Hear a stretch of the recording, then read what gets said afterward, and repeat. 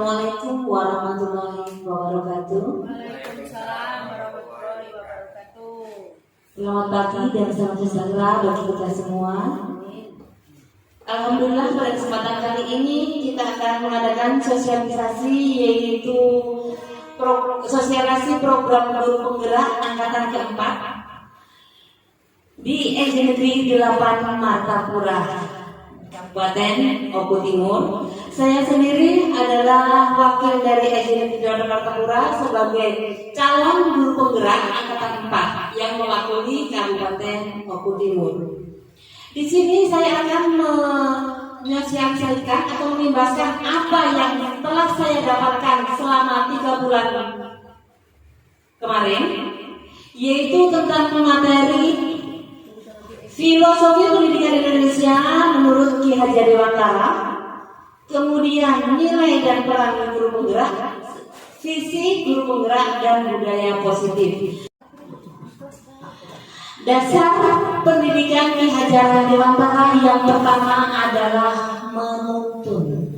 Menuntun itu apa maksudnya?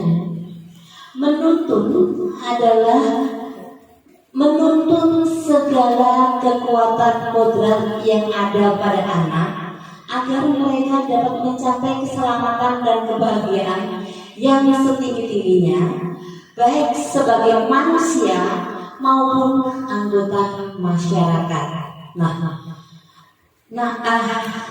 Teman-teman, kita dasar atau filosofis yang pertama Ki Hajar Dewantara itu adalah menuntun.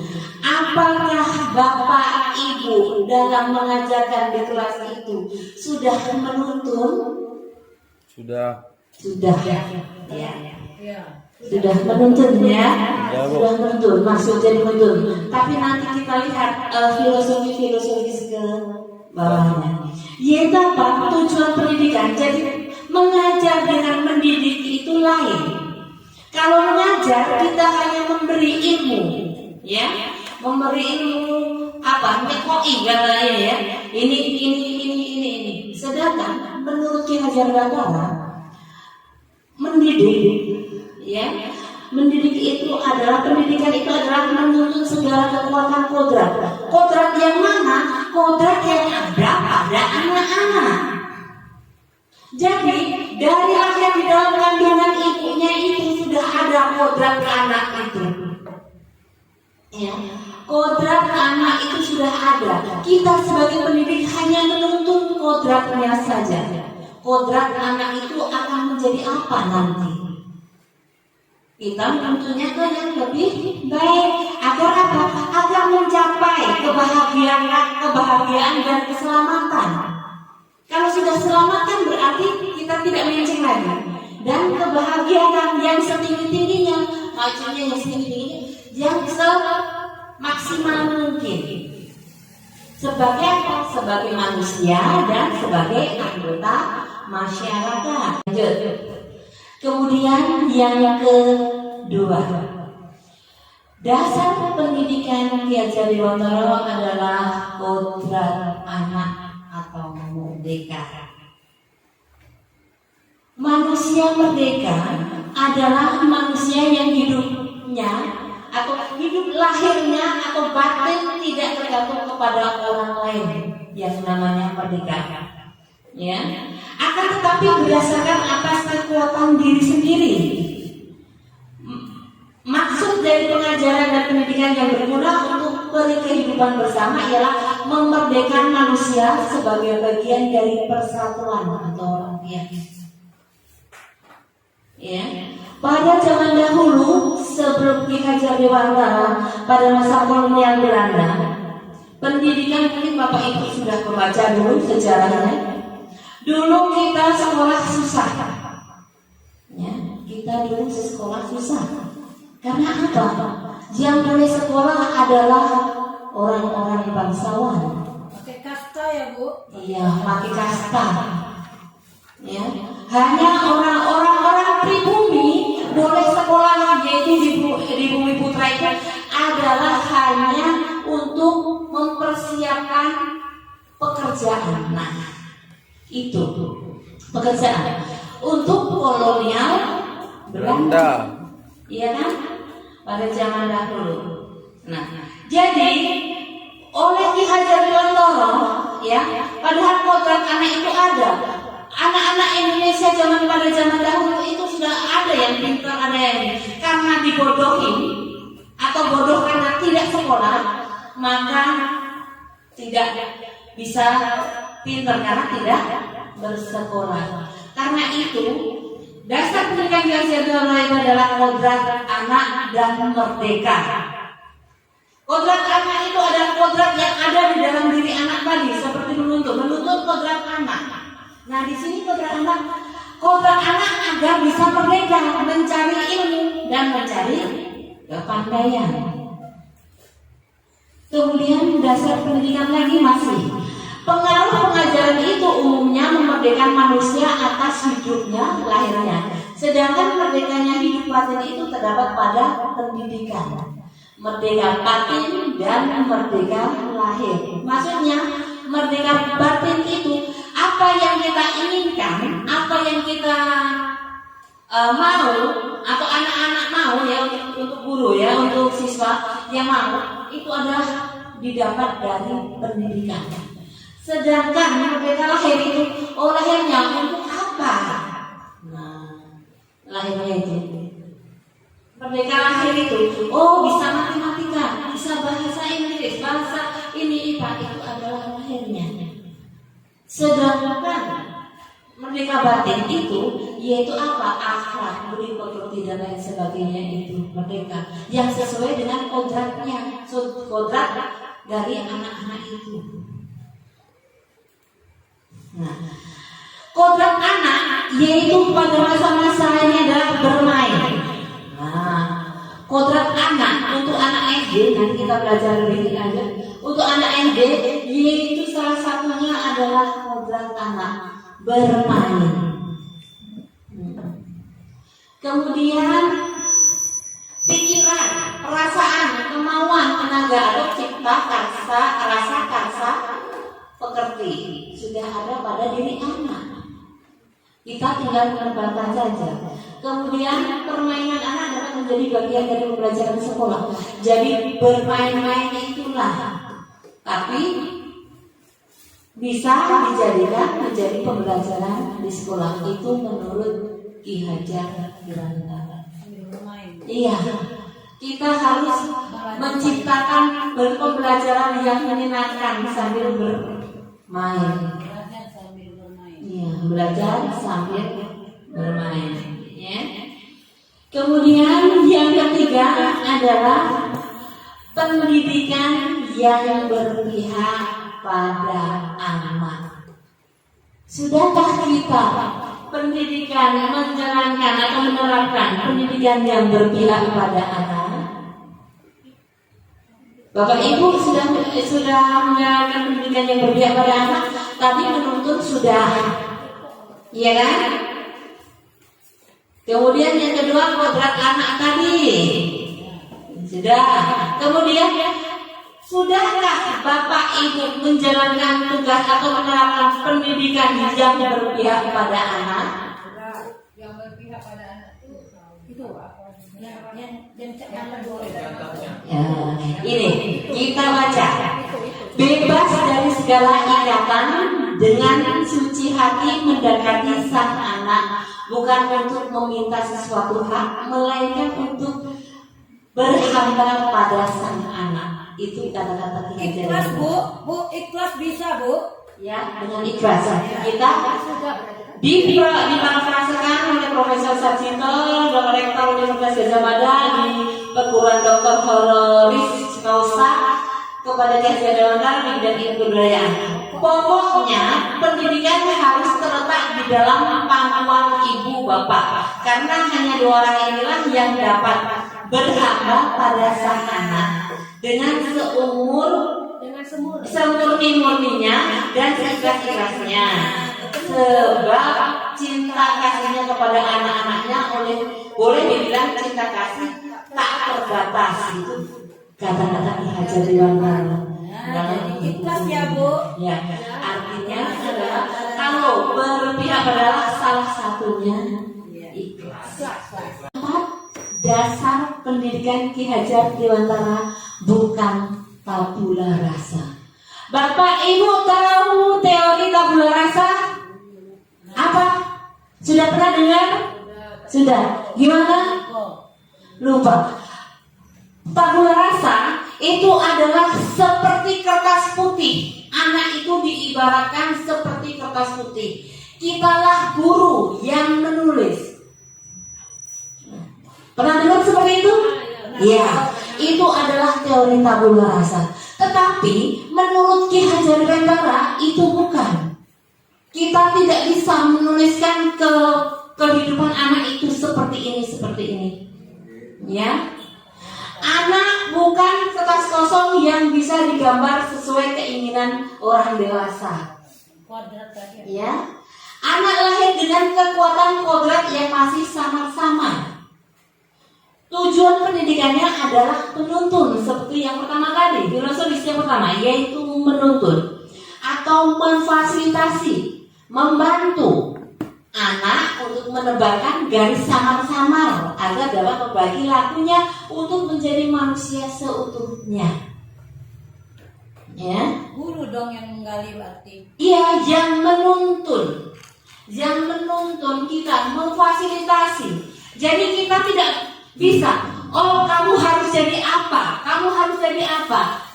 Coba sekarang kita merefleksi diri. Apakah kita sudah mengajar seperti itu? Mendidik anak seperti itu? Bisa. Kita usahakan. Bisa? Mau diusahakan? Iya. Amin, alhamdulillah. Jadi kita bisa merefleksikan bahwa kita bisa menjalankan itu, ya. Yang kelima yaitu dasar pendidikan Ki Hajar Dewantara tentang budi pekerti. Budi pekerti, watak karakter adalah bersatunya perpaduan harmonis antara gerak pikiran, perasaan, dan kehendak atau kemauan, sehingga menimbulkan tenaga atau semangat. Budi itu pikiran, perasaan, kehendak, dan kemauan. Tahu enggak? Budi itu artinya seperti pikiran, perasaan, kehendak, atau kemauan. Apa? Pikirannya apa? Negatif atau positif? Tergantung. Kemudian perasaannya senang atau sedih. Kehendak, kemauannya apa sih? Itu yang ada. Kemudian pekerti itu tenaganya. Oh, tenaganya. Semangatnya. Nah, itu menghasilkan apa? Cipta, rasa, karsa atau karya, dan pekerti tenaga. Keseimbangan, keselarasan hidup. Yang keenam yaitu dasar pendidikan Ki Hajar Dewantara petani. Guru ini sebagai petani, bukan jadi benih. Benih itu adalah siswanya. Ya. Jadi seorang petani dalam hakikatnya sama kewajiban dengan seorang pendidik. Yang menanam jagung misalnya hanya dapat menuntun tumbuhnya jagung. Ia dapat memperbaiki kondisi tanah, memelihara tanaman jagung, memberi pupuk dan air, membasmi ulat-ulat dan jamur-jamur yang mengganggu hidup tanaman padi, jamur maksudnya ya, dan lain sebagainya. Jadi kita itu tidak bisa, anak-anak itu, siswa itu tidak bisa kita mau jadikan apa, tetapi apa? Benih apa yang ada di dalam diri anak itu. Misalnya benih jagung, kita tanam menggunakan cara menanam padi, kira-kira hidup tidak? Tidak. Nah, tidak. Kalau kita menanam padi dengan cara-cara menanam bayam, bisa enggak? Ya. Mungkin hidup tetapi tidak maksimal, ataupun malah mati, ataupun tidak sempurna. Kecil ya, apa namanya itu ya? Tidak subur, ya, kerdil, dan sebagainya. Itulah kita sebagai pendidik. Ibaratkan sebagai seorang petani, kita kalau diberi benih jagung, maka kita harus bisa cara menanam jagung. Kalau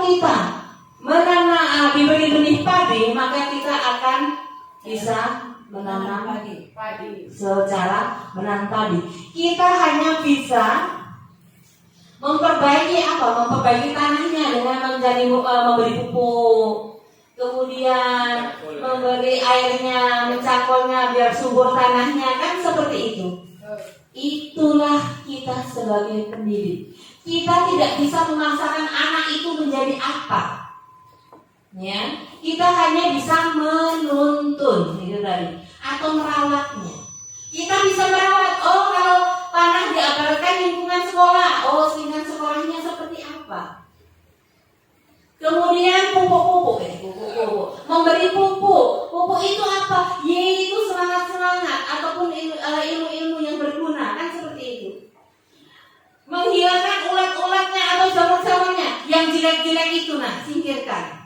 Biar tumbuhlah anak itu sebagai apa yang dia mau.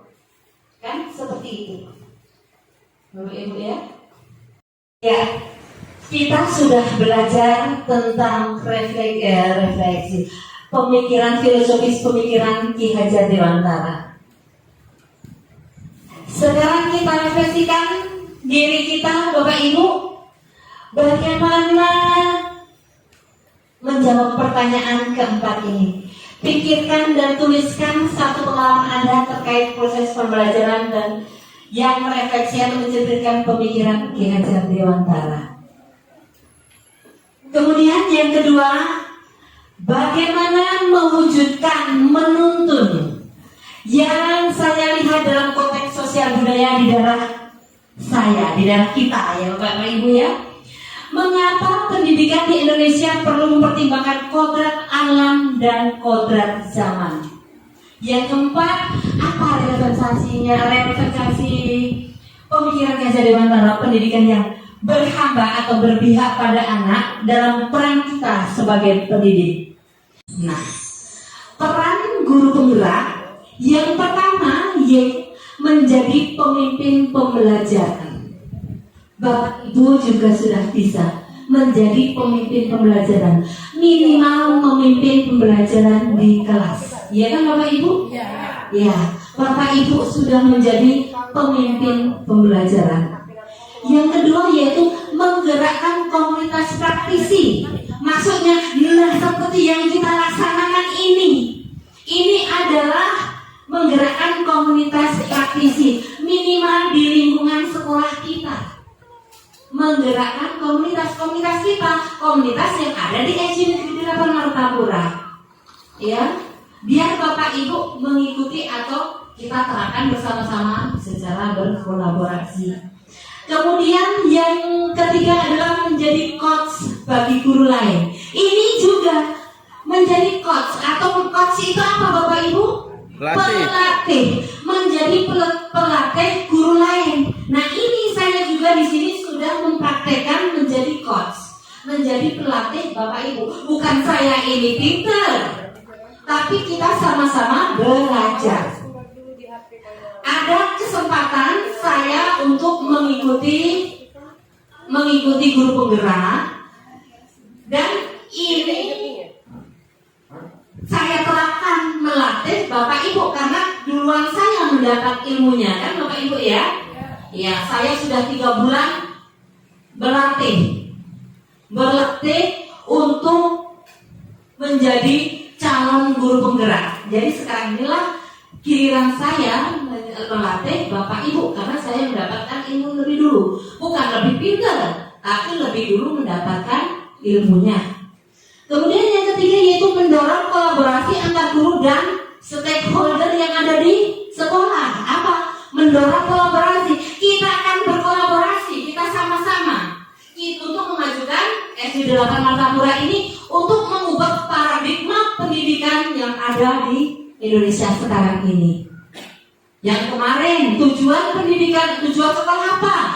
Untuk tujuan sekolah kemarin itu apa? Kalau kita sekolah mendapatkan ijazah untuk apa?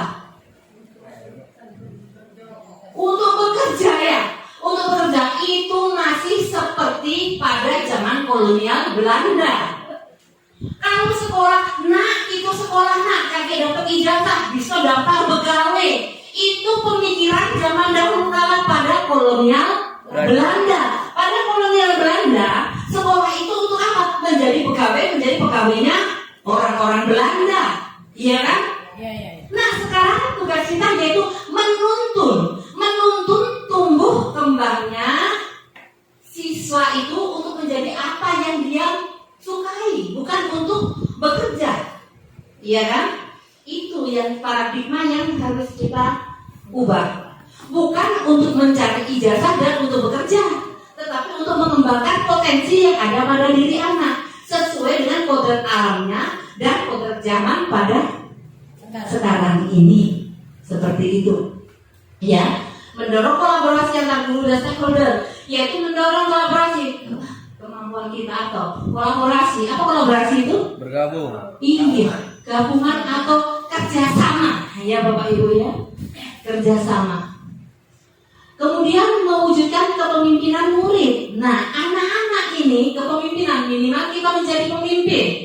Pemimpin apa? Mewujudkan kepemimpinan murid. Anak-anak dijadikan kalau saja nanti menjadi pemimpin. Pemimpin yang apa? Yang sesuai. Karena tujuan pendidikan Indonesia ini yang dicanangkan guru penggerak ini dicanangkan oleh Menteri Pendidikan dan Kebudayaan Indonesia ini sekarang, yaitu Merdeka Belajar. Merdeka belajar itu apa? Merdeka belajar itu bebas untuk melakukan mereka asal sesuai dengan aturan. Ya, merdeka, bebas dengan cara apa? Untuk apa? Yaitu untuk mewujudkan profil pelajar Pancasila. Nilai guru penggerak. Ini bukan untuk saya sendiri, tapi semua guru harus memiliki nilai seperti ini. Ya, yang pertama adalah mandiri. Mandiri itu yang bagaimana? Mandiri itu adalah tidak tergantung pada orang lain. Ya, mandiri itu. Mandiri itu tidak tergantung pada orang lain. Kemudian yang kedua reflektif. Reflektif itu seperti ini nah. Teman-teman, kalau saya habis mengajar, apa yang harus dipelajarkan? Apakah minum? Apakah benar enggak ya? Nah, itu yang saya refleksikan. Saya minta pendapat kepada anak-anak. Nah, ibu tadi jangan mengajarnya. Minta pendapat. Yang kolaboratif tadi sudah saya katakan, kolaboratif atau kerjasama antar semua stakeholder yang ada di sekolah minimal. Kemudian inovatif. Inovatif atau apa arti inovatif? Inovatif itu perubahan, penemuan baru. Nah, kita bisa menemukan bagaimana cara mengajar agar anak itu senang. Karena satu, pembelajaran itu harus menyenangkan. Menurut Ki Hajar Dewantara harus sesuai dengan bermain ya, dengan bermain. Kalau bermain itu berarti menyenangkan kan? Artinya pembelajaran itu yang jelas harus menyenangkan. Yang ketiga itu tadi berpihak pada murid. Sudah Bapak Ibu sudah tahu, berpihak pada murid. Kita melayani murid. Selama ini kita kan yang dilayani murid kan? Nah, hari ini harus kerjakan ini, harus ini harus kita mendidik anak. Sekarang berubah sedikit demi sedikit. Kita akan berpihak pada anak. Apa kemauan anak ini, tetapi sesuai dengan kurikulum yang ada. Ya, dengan kerja belajar. Kita tujuan nanti kita akan menciptakan profil pelajar Pancasila. Profil pelajar Pancasila itu yang bagaimana nanti kita. Nah, mulai ketemu profil pelajar Pancasila. Lihat di sini. Yang pertama adalah beriman, bertakwa kepada Tuhan Yang Maha Esa. Nah, ini adalah profil pelajar Pancasila. Ya. Bagaimana beriman, bertakwa kepada Tuhan Yang Maha Esa? Ada ininya. Ya. Kemudian yang kedua, berkebinekaan global. Ini tadi yang sesuai dengan kebudayaan tadi. Ya, sosial budaya tadi. Apa yang akan kita angkat dari SD ini? Sumber daya alam, sumber daya manusia yang bagaimana kita ini? Karena kependekan global, karena SD ini tidak hanya orang komplain semua kan? Ada orang Jawa, ada orang Padang, ada orang komplain dan lain sebagainya. Ya. Kemudian gotong royong, jelas gotong royong. Tahu? Bergotong royong. Bersama-sama, kerjasama, kolaboratif antar siswa, antar guru dan lain sebagainya. Kemudian yang ketiga adalah kreatif, bernalar kritis, berpikiran kritis maksudnya yang positif ya. Kemudian mandiri tadi sudah dinilai dan peran guru penggerak ada. Mandiri itu tidak bergantung pada orang lain. Ya, itu adalah profil pelajar Pancasila. Tujuan utamanya kita adalah Merdeka Belajar adalah ini Bapak Ibu. Nantinya, semoga saja nanti setelah lulus kita menjadi sekolah penggerak. Bapak Ibu di SD ini kan ada visinya. Visi itu apa Bapak Ibu? Menurut Bapak Ibu, visi itu apa? Tujuan. Iya, tujuan yang ingin dicapai. Dasar pembuatan visi itu dari mana?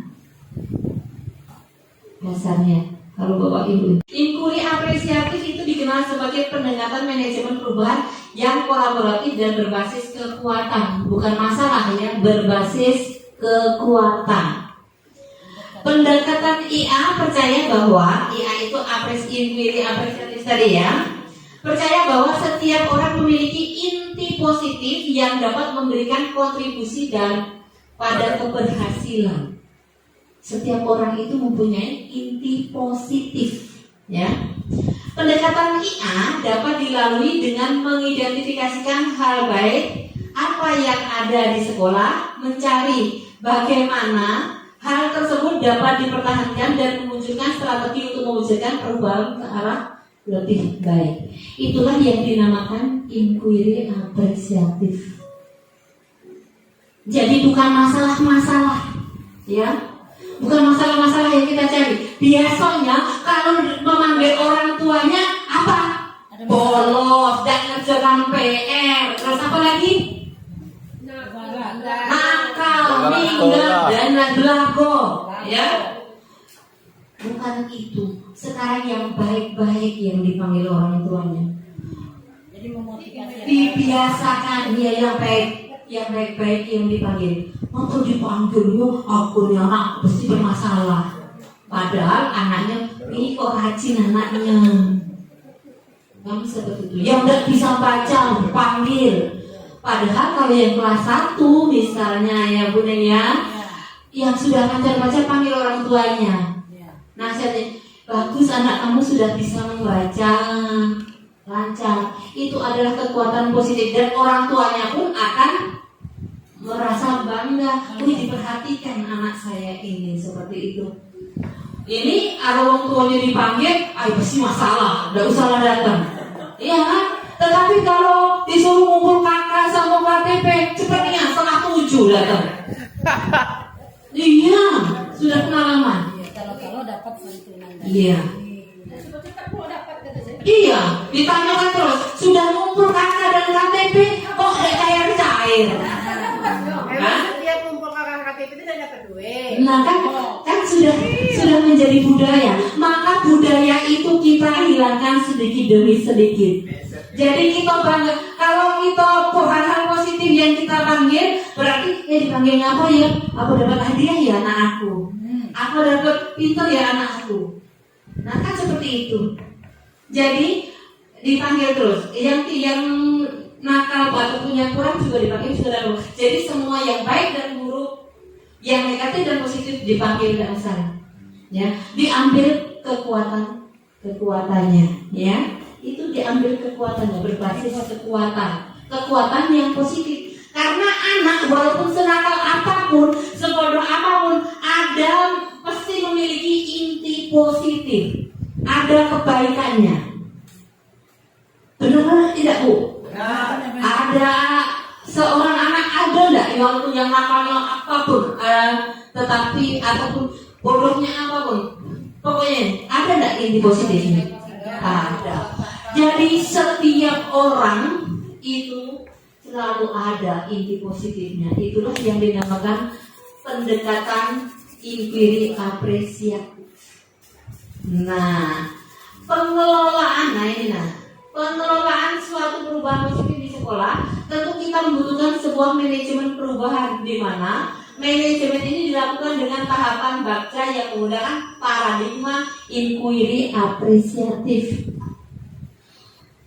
Nah, tadi dari setelah mendapatkan kekuatan-kekuatan itu, maka kita akan inquiry apresiatif itu menggunakan tahapan yang di luar itu, baca, yaitu buat pertanyaan utama, ambil pelajaran, gali mimpi, jabarkan, dan akhir eksekusi. Budaya positif atau ekosistem positif. Kami ambil contoh perbandingan dengan hidup tumbuh-tumbuhan seorang petani. Dalam hakikatnya sama kewajiban dengan seorang pendidik yang menanam padi misalnya. Ini hubungannya dari tema modul 1.1 sampai 1.4 adalah satu lingkaran, yaitu apa? Yaitu filosofis pendidikan Ki Hajar Dewantara. Ya, dalam hakikatnya sama kewajiban dengan seorang pendidik yang menanam padi misalnya hanya dapat menuntun tumbuhnya padi. Ia dapat memperbaiki kondisi tanah, memelihara tanaman padi, memberi pupuk dan air, membasmi ulat-ulat atau jamur-jamur yang mengganggu hidup tanaman padi lain, dan lain sebagainya. Itulah pendidik. Budaya positif pun seperti itu, ya Bapak Ibu ya. Eksplorasi konsepnya yaitu perubahan paradigma stimulus respon lawan teori kontrol. Nah, teori-teori kontrol inilah yang akan Bapak Ibu pelajari pada hari ini. Arti disiplin dan 3 motivasi perilaku manusia, keyakinan kelas, hukuman dan penghargaan, ya. Kemudian kebutuhan dasar manusia, posisi kontrol dan segitiga restitusi. Sekarang mulai yang pertama yaitu perubahan paradigma. Nah, Bapak Ibu, ini permainan sedikit. Ada A dan B. Anda dan teman Anda semisal. Ini tidak usah sobeklah sebuah kertas kecil, tuliskan benda atau sesuatu yang sangat berharga untuk Anda. Letakkan di salah satu tangan Anda dan genggam benda tersebut dengan cara daya. Buatlah sebuah kepalan. Teman Anda B akan mencoba dengan sekuat tenaga dengan berbagai cara untuk meminta Anda memberikan benda tersebut. Apa yang terjadi? Kita coba. Misalnya kita bayangkan kita menggenggam sesuatu, genggam duit 100.000 bisa. Oh, bukan duit lah, terlalu mudah nyarinya. Terserah, pokoknya tidak boleh Bapak Ibu kasihkan orang lain. Cinta. Kita genggam cinta kita dengan seseorang, cinta kita dengan sesuatu yang sangat dicintai. Misalnya, kita contohkan saja, Pak Erwan, genggamlah cinta kamu. Kemudian Pak Alfi, bagaimana cara membuka tangan ini agar benda yang ada di genggaman tangan Bapak Erwan ini tadi terlepas untuk direbutkan untuk Pak Alfi? Gimana caranya Pak Alfi kira-kira? Bagaimana? Ditarik atau Dicubit? Iya.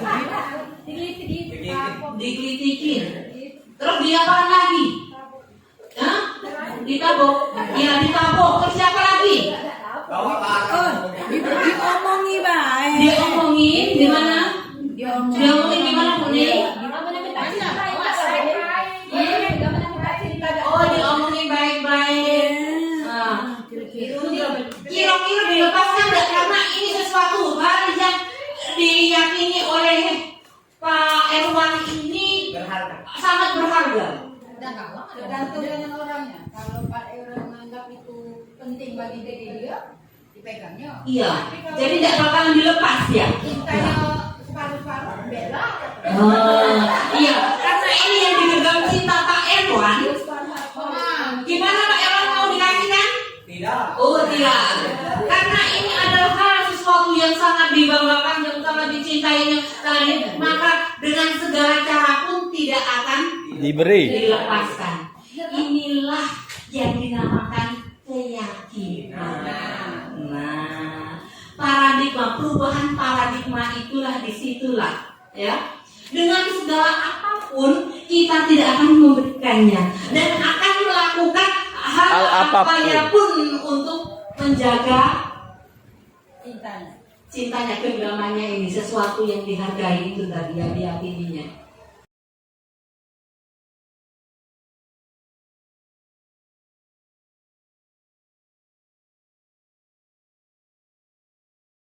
Assalamualaikum warahmatullahi wabarakatuh. Perkenalkan, saya Erwan, teman sejawat dari Ibu Etik SD Negeri 8 Martapura.